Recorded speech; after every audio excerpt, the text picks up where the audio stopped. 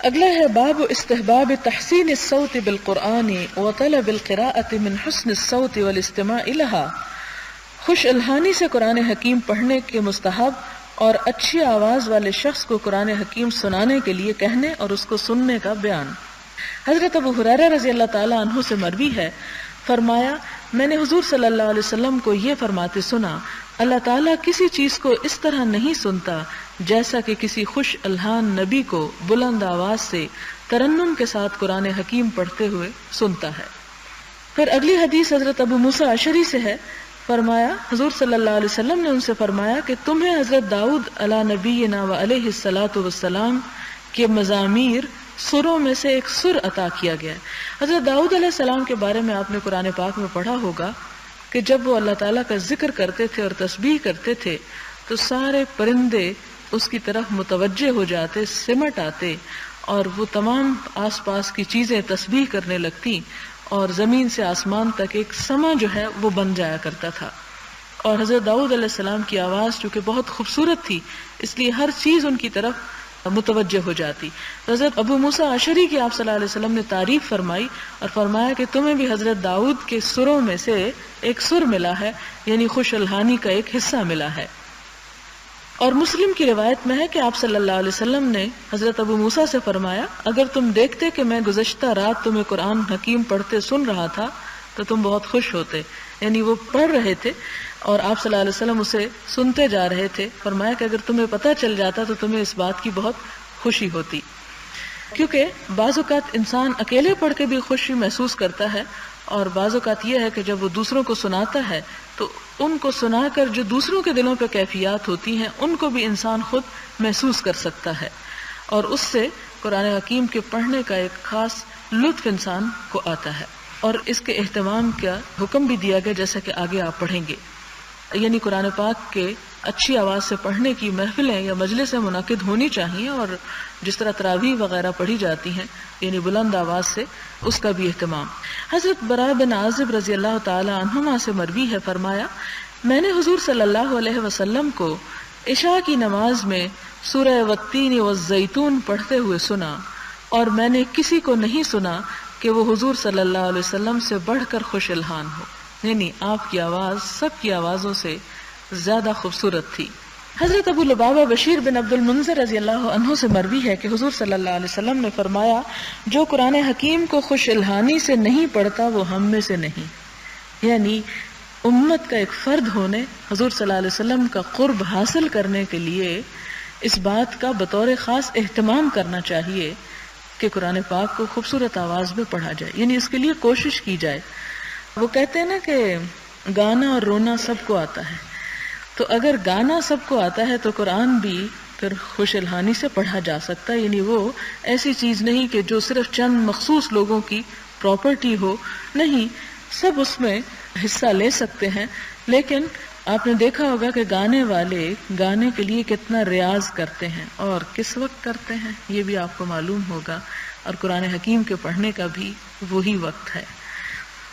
پھر اس کے بعد اگلی حدیث ہے حضرت ابن مسعود رضی اللہ تعالی عنہ سے، فرماتے ہیں کہ حضور صلی اللہ علیہ وسلم نے فرمایا مجھے قرآن حکیم پڑھ کر سناؤ۔ میں نے عرض کیا یا رسول اللہ صلی اللہ علیہ وسلم میں آپ کو قرآن حکیم پڑھ کر سناؤں، حالانکہ قرآن حکیم تو آپ پر نازل ہوا ہے۔ فرمایا میں یہ پسند کرتا ہوں کہ کسی دوسرے سے قرآن حکیم سنوں، یعنی کوئی اور پڑھے اور میں سنوں۔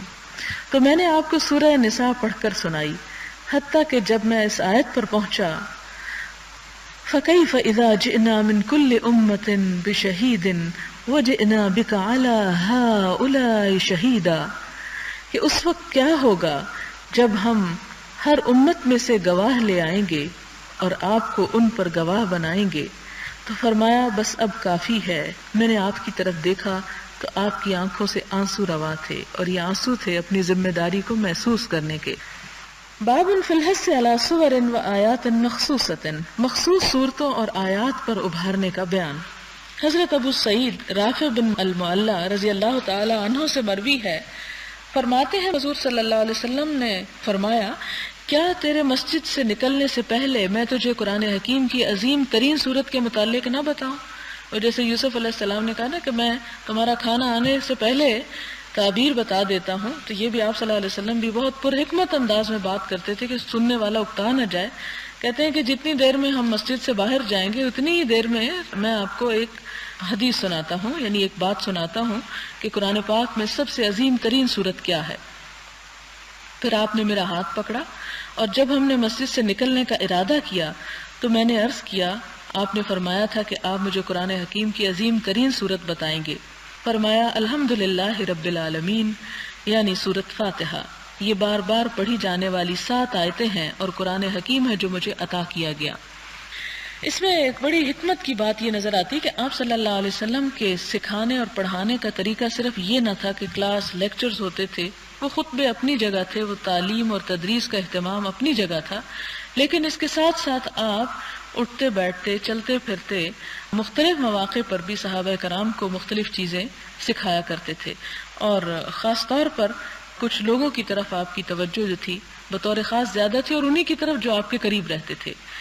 اور اس میں حضرت معاذ بن جبل کے بارے میں ہم پڑھتے ہیں، حضرت انس کے بارے میں پڑھتے ہیں کہ آپ صلی اللہ علیہ وسلم نے ایک مرتبہ ان کو پکارا، انہوں نے کہا لبیک و سعدیک یا رسول اللہ، اور پھر انہیں کہا کہ میں تم سے محبت کرتا ہوں، اور پھر اس کے بعد انہیں کچھ باتیں سکھائیں. اسی طرح یہاں حضرت رافع سے بھی، جو کہ ایک نوجوان صحابی تھے، ان کو بھی اسی طرح فرمایا کہ نکلنے سے پہلے، ہو سکتا ہے کہ آپ کسی کام میں مشغول ہوں اور آپ چاہتے ہو کہ میں رافع کو ایک بات سکھاؤں، تو ان کو روکنے کے لیے کہا کہ نکلنے سے پہلے میں تمہیں ایک بات بتاؤں گا. اور پھر جب آپ نکلنے لگے تو اس وقت حضرت رافع نے آپ کو پھر یاد کرایا کہ آپ نے مجھے کچھ بتانے کے لیے کہا تھا، وہ بات کیا ہے. یہ بھی ایک انداز ہے بتانے کا، حالانکہ آپ یہ بھی کہہ سکتے تھے یہاں بیٹھو میں تمہیں ایک بات سناتا ہوں، لیکن آپ نے یہ طریقہ اختیار نہیں کیا، کیونکہ حضرت رافع کے بارے میں آپ جانتے ہیں نا کہ پہلے وہ بچے تھے، جب وہ کسی جنگ میں جانے کے لیے تیار ہو کے آگے اور انہیں نہیں لے جایا گیا، تو چونکہ بچے تھے تو آپ صلی اللہ علیہ وسلم کا جو بچوں کو سکھانے کا انداز تھا یا نوجوانوں کو سکھانے کا انداز تھا یا ان کی طرف خاص توجہ کا جو انداز تھا وہ بھی اس میں جھلکتا ہے. اور پھر آپ ان کو سورۃ الفاتحہ کی فضیلت بتاتے ہیں. اور اس میں آپ دیکھیں کہ ان کو ایک بات کہتی، پھر آپ خاموش ہو گئے، پھر ان پہ چھوڑ دی کہ اب یہ خود توجہ کرے اور خود سیکھنے کے موڈ میں آئے. حضرت ابو سعید خدری رضی اللہ تعالیٰ عنہ سے مروی ہے، حضور صلی اللہ علیہ وسلم نے قل هو اللہ احد پڑھنے کے متعلق فرمایا، اس ذات کی قسم جس کے قبضہ قدرت میں میری جان ہے. یہ سورہ اخلاص 1/3 قرآن کے برابر ہے. اور ایک روایت میں ہے حضور صلی اللہ علیہ وسلم نے اپنے صحابہ کرام سے فرمایا، کیا تم میں سے کوئی شخص یہ بھی نہیں کر سکتا کہ ایک رات میں 1/3 قرآن پڑھے؟ صحابہ کرام پر یہ بات شاک گزری. انہوں نے عرض کیا، یا رسول اللہ صلی اللہ علیہ وسلم، ہم میں سے کون شخص اس کی استطاعت رکھتا ہے؟ فرمایا قل هو اللہ احد اللہ الصمد 1/3 قرآن ہے. اس کا یہ مطلب نہیں کہ 3 دفعہ یہ پڑھ لیں تو ہم کہیں کہ پورا قرآن ہو گیا ہے. اس کا مطلب یہ ہے کہ اس کے اندر توحید کی دعوت ہے، اور قرآن پاک کا 1/3 حصہ جو ہے توحید کی تعلیم پر مبنی ہے، تو اس لیے اس چیز کی طرف اشارہ یہاں پر ملتا ہے. حضرت ابو سعید خدری رضی اللہ تعالیٰ عنہ سے مروی ہے کہ ایک شخص نے کسی شخص کو قل هو اللہ احد پڑھتے سنا. وہ شخص اس سورت کو بار بار دہرا رہا تھا. جب صبح ہوئی تو وہ شخص حضور صلی اللہ علیہ وسلم کی خدمت میں حاضر ہوا اور یہ بات حضور صلی اللہ علیہ وسلم کی خدمت میں عرض کی، اور وہ شخص اس قل هو اللہ پڑھنے کو کم عمل سمجھتا ہے. تو حضور صلی اللہ علیہ وسلم نے فرمایا کہ اس ذات کی قسم جس کے قبضے میں میری جان ہے، بے شک یہ سورت 1/3 قرآن کے برابر ہے. یعنی اس کے پڑھنے کو حقیر مت سمجھو، اسے بار بار بھی پڑھا جا سکتا ہے، یعنی بطور ذکر بھی پڑھا جا سکتا ہے. حضرت ابو ہریرہ سے مروی ہے رضی اللہ تعالی عنہ کہ حضور صلی اللہ علیہ وسلم نے قل هو اللہ احد کے متعلق فرمایا، بے شک یہ سورت 1/3 قرآن کے برابر ہے. حضرت انس رضی اللہ تعالی عنہ سے مروی ہے کہ ایک آدمی نے عرض کیا، یا رسول اللہ صلی اللہ علیہ وسلم، میں اس سورت یعنی قل هو اللہ احد سے محبت کرتا ہوں. فرمایا، بلا شبہ اس کی محبت نے تجھے جنت میں داخل کر دیا. حضرت عقبہ بن عامر رضی اللہ تعالی عنہ سے مروی ہے کہ حضور صلی اللہ علیہ وسلم نے فرمایا، کیا تو نے ان آیات کو نہیں دیکھا جو آج رات نازل ہوئیں؟ ان جیسی آیات کبھی دیکھی نہیں گئیں. اور وہ قل اعوذ برب الفلق اور قل اعوذ برب الناس، اسی لیے صبح شام ان کو 3 دفعہ پڑھنے کا حکم ہے. حضرت ابو سعید خدری رضی اللہ تعالی عنہ سے مروی ہے، فرمایا حضور صلی اللہ علیہ وسلم معوذتین یعنی قل اعوذ برب الفلق اور قل اعوذ برب الناس کے نازل ہونے سے قبل جنوں سے اور انسانوں کی نظر بد سے اللہ تعالیٰ کی پناہ مانگتے تھے. اور جب یہ صورتیں نازل ہوئیں تو آپ نے ان کی تلاوت کو معمول بنا لیا اور ان کے علاوہ تعوذ کے باقی کلمات ترک کر دیے. یعنی تعوذ کے کئی کلمات ملتے ہیں پناہ طلب کرنے کے، خاص طور پر ایسے شر سے جو انسان کو نظر نہ آتا ہو. اور یہاں پر آپ دیکھیں کہ نظر بد کا ذکر ملتا ہے، نظر لگنا جس کو ہم کہتے ہیں کہ نظر لگ جاتی ہے. بہت سے لوگ اس کو مانتے نہیں ہیں، جبکہ اسلام میں اس کا واضح تصور موجود ہے. ایک حدیث میں آتا ہے کہ آپ صلی اللہ علیہ وسلم نے فرمایا کہ بعض اوقات کسی کی نظر ایک انسان کو قبر میں داخل کر دیتی ہے اور اونٹ کو ہنڈیا میں داخل کر دیتی ہے. مراد اس سے یہ کہ انسان پھر اس کے بعد سروائیو نہیں کر سکتا، مر سکتا ہے، اور اسی طرح اونٹ جو ہے وہ بھی مر سکتا ہے اور اس کو ذبح کیا جا سکتا ہے اور پھر وہ پک جائے گا ہنڈیا میں. مراد یہ ہے. اسی طرح ایک لڑکی آپ نے دیکھی، ایک بچی کہ جس کا رنگ زرد ہو چکا تھا، آپ صلی اللہ علیہ وسلم نے فرمایا کہ اس کو نظر لگی ہوئی ہے اور اس کے اوپر دم کیا جائے تاکہ اس کی صحت بحال ہو جائے. کسی بھی خوبصورت چیز کو نظر لگ سکتی ہے. اور نظر کے بارے میں پیرا سائیکالوجسٹ جو ہیں، پیرا سائیکالوجی کی وہ برانچ ہے جس میں ان چیزوں کے ساتھ کنسرن ہوتا ہے جو عموماً نظر نہیں آتی یا انسان ان کو محسوس تو کر سکتا ہے لیکن ان کا وجود ایز سچ نہیں ہوتا. انہیں چیزوں میں سے نظر کے بارے میں بہت سے تجربات کیے گئے. جرمنی کے ایک شخص کے بارے میں یہ کہا گیا کہ وہ جب کسی چیز کو دیکھتا تھا، جیسے کسی مضبوط ستون کو، کچھ دیر دیکھنے کے بعد اس میں دراڑیں پڑ جاتی تھی. اور اسی طرح اس کے بارے میں یہ بھی آتا ہے کہ کئی چیزیں جیسے ٹکڑے ٹکڑے ہو جاتی ہیں اس کے دیکھنے سے.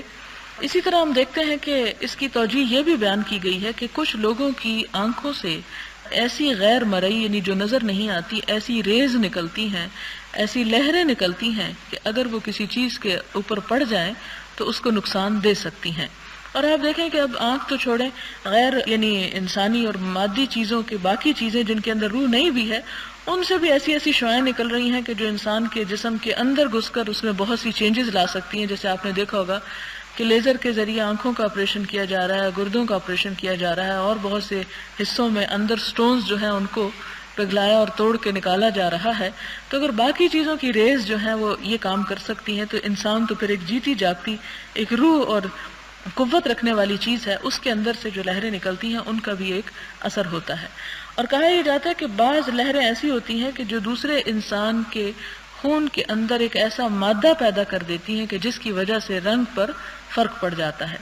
اور ضروری نہیں کہ ہر انسان کی نظر جو ہے وہ نظر بد ہی ہو یا نظر لگنے والی ہو.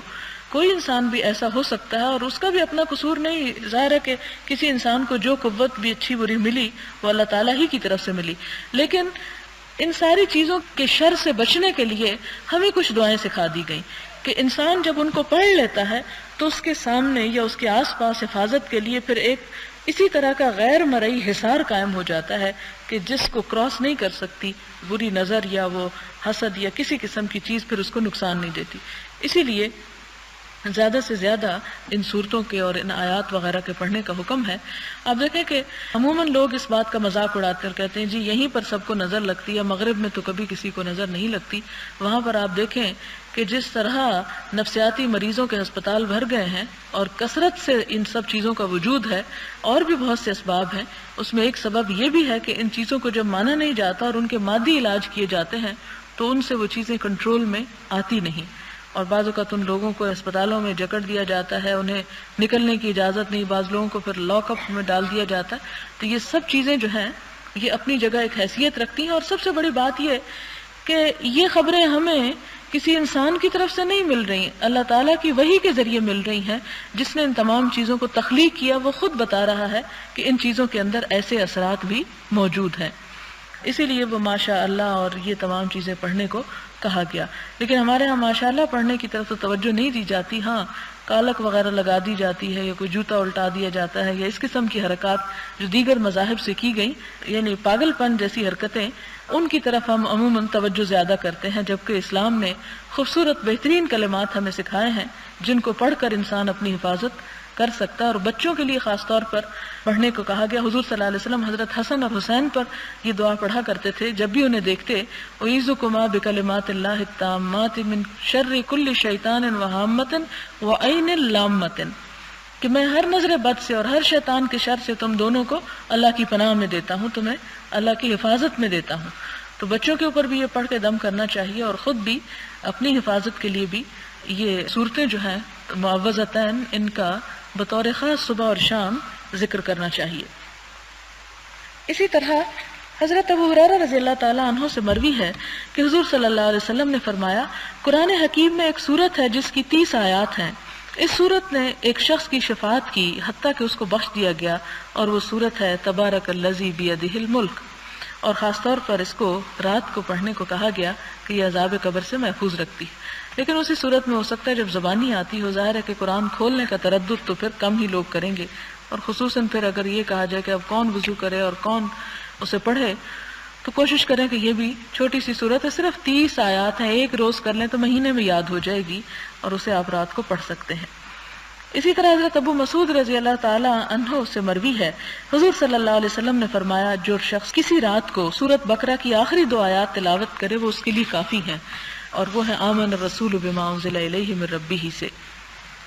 کہا گیا کہ اس کا مطلب یہ ہے کہ یہ 2 آیات اس رات کے لیے ناپسندیدہ حالات کے پیش آنے سے اس کے لیے کافی ہوں گی، یعنی رات کو انسان بہت سے خطرات کی زد میں ہوتا ہے، یہ آیات اس کی حفاظت کریں گی۔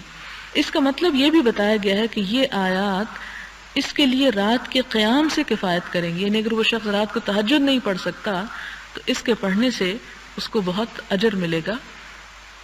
حضرت ابو ہریرہ رضی اللہ تعالیٰ عنہ سے مروی ہے کہ حضور صلی اللہ علیہ وسلم نے فرمایا، اپنے گھروں کو قبریں نہ بنا دو، بے شک شیطان اس گھر سے دور بھاگتا ہے جس میں سورۃ بقرہ کی تلاوت کی جاتی ہے، یعنی وہاں آنا نہیں چاہتا جہاں سورۃ بقرہ پڑھی جاتی ہے۔ حضرت ابی بن کعب رضی اللہ تعالیٰ عنہ سے مروی ہے، فرماتے ہیں کہ حضور صلی اللہ علیہ وسلم نے فرمایا، اے ابو منذر، کیا تمہیں معلوم ہے کہ تیرے پاس قرآن حکیم کی جو آیات ہیں ان میں سے عظیم ترین آیت کون سی ہے؟ میں نے عرض کیا، اللہ لا الہ الا هو الحی القیوم، یعنی آیت الکرسی۔ آپ نے میرے سینے پر ہاتھ مارا اور فرمایا، اے ابو المنذر، تمہیں علم مبارک ہو، یعنی تم جاننے والے لوگوں میں سے ہو۔ حضرت ابو ہریرہ رضی اللہ تعالیٰ عنہ سے مروی ہے، فرمایا، حضور صلی اللہ علیہ وسلم نے مجھے زکوٰۃ رمضان یعنی صدقہ فطر کی حفاظت پر مقرر فرمایا۔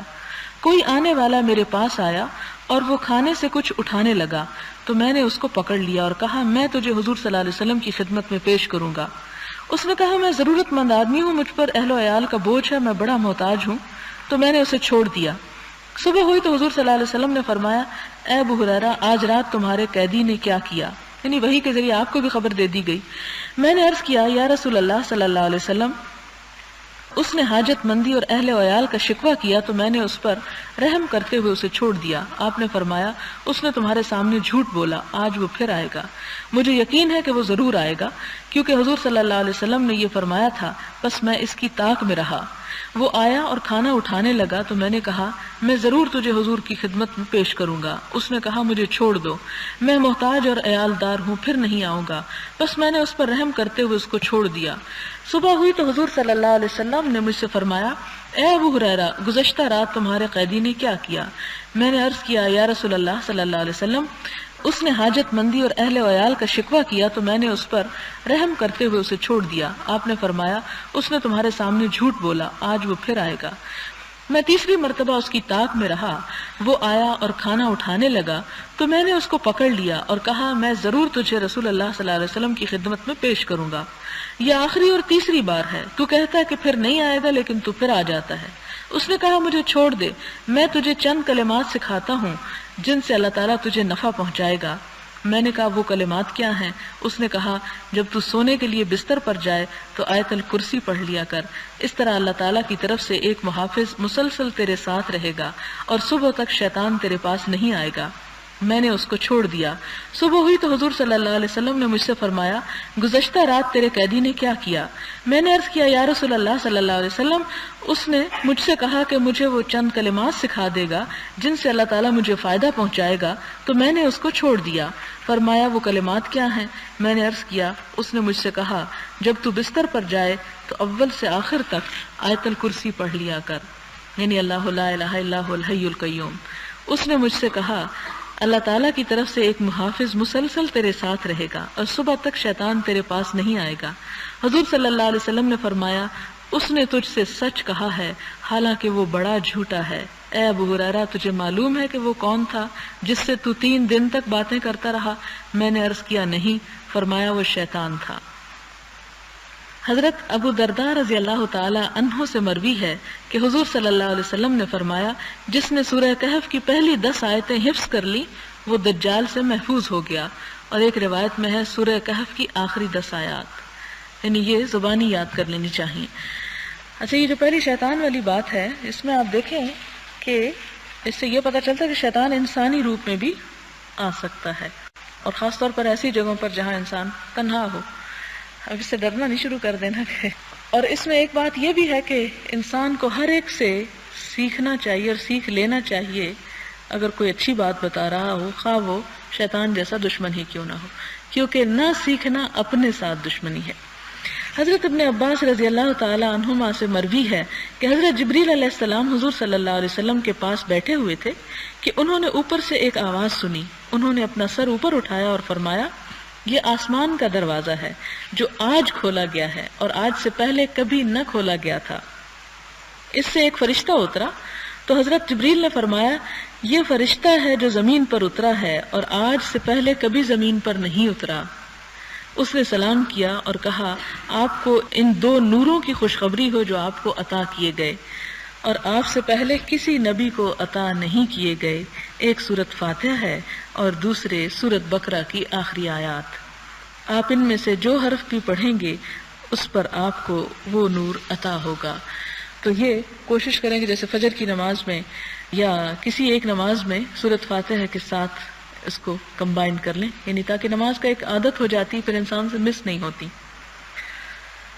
آخری باب ہے کہ تلاوت کے لیے جمع ہونے کے مستحب ہونے کا بیان، یعنی تلاوت الگ الگ بھی کی جا سکتی ہے اور تلاوت اکٹھے ہو کے بھی کی جا سکتی ہے۔ حضرت ابو ہریرہ رضی اللہ تعالیٰ عنہ سے مروی ہے، فرماتے ہیں کہ حضور صلی اللہ علیہ وسلم نے فرمایا جو جماعت بھی اللہ تعالیٰ کے گھروں میں سے کسی گھر میں جمع ہوتی ہے وہاں وہ قرآن حکیم کی تلاوت کرتے اور قرآن مجید پڑھتے پڑھاتے ہیں، ان پر سکینت نازل ہوتی ہے، رحمت ان کو ڈھانپ لیتی ہے اور فرشتے ان کو گھیرے میں لے لیتے ہیں، اور اللہ ان کے سامنے جو اس کے پاس ہیں فرشتے ان کا ذکر فرماتا ہے۔ بڑی میننگ فل حدیث ہے۔ اس سے یہ پتہ چلتا ہے کہ تنہا عبادت کے ساتھ ساتھ اکٹھے ہو کے عبادت کرنا بھی پسندیدہ ہے۔ جب اللہ کے گھروں میں سے کسی گھر میں، اور اللہ کے گھر مساجد ہیں اگرچہ لیکن باقی گھر اور باقی زمین بھی اللہ ہی کی ہے، مراد اس سے کہ جب کسی جگہ پر لوگ جمع ہوتے ہیں قرآن حکیم کو پڑھتے ہیں اور پڑھاتے ہیں، سیکھتے ہیں اور سکھاتے ہیں۔ آپ دیکھیں ذرا عربی کے الفاظ ہیں یتلون کتاب اللہ ویتدارسونہ بینہم۔ بعض لوگ اس کو کہتے ہیں جی یہ بدعت ہے، مل کے قرآن پاک ایک گھر میں نہ پڑھیں یا کسی جگہ پر نہ پڑھیں۔ یہ ایک دوسری ایکسٹریم پر چلے جاتی ہے بات۔ گھروں میں جمع ہو کر قرآن پاک پڑھا جا سکتا ہے، ہاں اس بات کی ضروری شرط نہ لگائیں کہ سب لوگ پورا ہی اس کو ختم کر کے اٹھیں، نہیں، جمع ہو کر اس کو پڑھا جا سکتا ہے، لیکن وہ پوری برکت اس وقت آتی ہے جب اس کی تلاوت کے ساتھ ساتھ اس کو یتدارسونہ بینہم، آپس میں سیکھتے سکھاتے ہیں۔ یعنی یہ نہیں کہ ان میں سے جن کو نہیں آتا وہ باہر دوسرے کمرے میں بیٹھ کے شور مچاتے رہیں اور کہ جی ہمیں تو پڑھنا نہیں آتا یا آج ہم نے پڑھنا نہیں ہے، وہ بھی اس مجلس میں بیٹھیں اور اللہ کا کوئی اور ذکر کریں، اور اسی طرح یہ ہے کہ سکھائیں، یعنی اس کے معنی اور اس کے مفہوم پر بھی غور کریں۔ تو ہر وہ مجلس جہاں پر قرآن پڑھا جائے، قرآن خوانی جس کو ہم بولتے ہیں، وہاں پر کچھ حصہ درس و تدریس کا بھی ضرور ہونا چاہیے، جیسے یہاں پر آتا ہے یتدارسونہ، یتدارسونہ کا روٹ درس ہے۔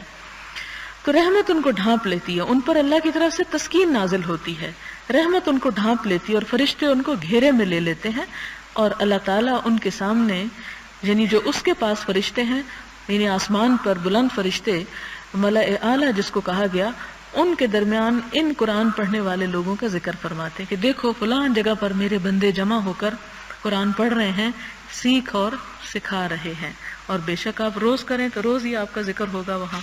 وآخر دعوانا ان الحمد للہ رب العالمین۔ سبحان اللہ وبحمدہ سبحان اللہ العظیم۔ اللہم صلی علی سیدنا ومولانا محمد وبارک وسلم۔ ربنا آتنا فی الدنیا حسنۃ وفی الآخرۃ حسنۃ وقنا عذاب النار۔ ربنا لا تؤاخذنا ان نسینا او اخطأنا، ربنا ولا تحمل علينا إصرا كما حملته على الذين من قبلنا، ربنا ولا تحملنا ما لا طاقة لنا به واعف عنا واغفر لنا وارحمنا أنت مولانا فانصرنا على القوم الكافرين۔ اللهم لا مانع لما أعطيت ولا معطي لما منعت ولا ينفع ذا الجد منك الجد.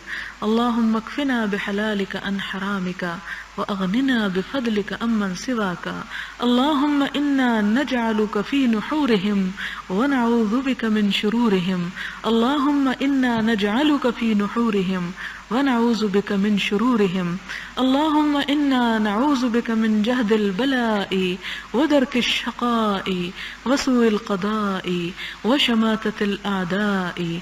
اللهم اشف أنت الشافي لا شفاء إلا شفاؤك، اشف شفاء لا يغادر سقما. لا إله إلا الله أنت الحليم الكريم. سبحان الله رب العرش العظيم والحمد لله رب العالمين. رب نسألك موجبات رحمتك وعزائم مغفرتك والغنيمة من كل بر والسلامة من كل اسم، لا تدع لنا ذنبا إلا غفرته ولا هما إلا فرجته ولا هما إلا فرجته ولا حاجة هي لك ردا إلا قضيتها يا أرحم الراحمين. ربنا تقبل منا إنك أنت السميع العليم وتب علينا إنك أنت التواب الرحيم. وصلى الله تعالى على خير خلقه محمد وعلى آله وأصحابه وأهل بيته أجمعين برحمتك يا أرحم الراحمين. إلهي آمين. سبحانك اللهم وبحمدك نشهد أن لا إله إلا أنت نستغفرك ونتوب إليك. والسلام عليكم ورحمة الله وبركاته.